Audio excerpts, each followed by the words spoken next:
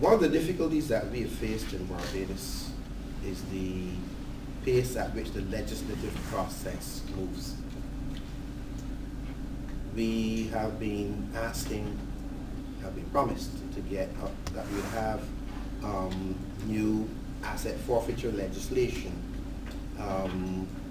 legislation with regard abolishing preliminary inquiries, and unfortunately, this has not kept pace with our desires.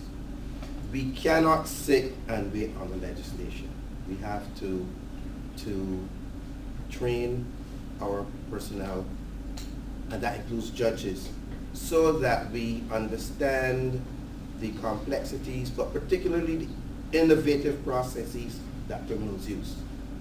One of the things that we have failed to do, I believe, and I may be wrong on this, is that when we use the term organized crime, we concentrate on the crime. We have to start concentrating on the organized. They are very much organized. They use the most sophisticated of technologies.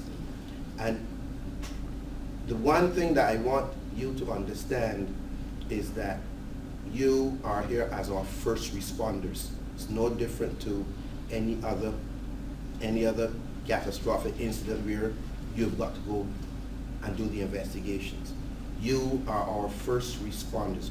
Perhaps you may want to call yourselves our first forensic responders, but that's what you are. And your purpose, your objective is not only to investigate the frauds, the offenses, but as well to ensure that the evidence which you obtain in that process will withstand scrutiny in the court.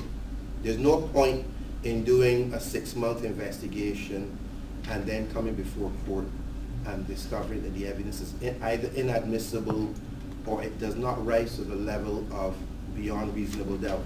And so the offender ends up walking, not because he hasn't committed the offense, but because the evidence has not stood up to the test which courts require in criminal proceedings.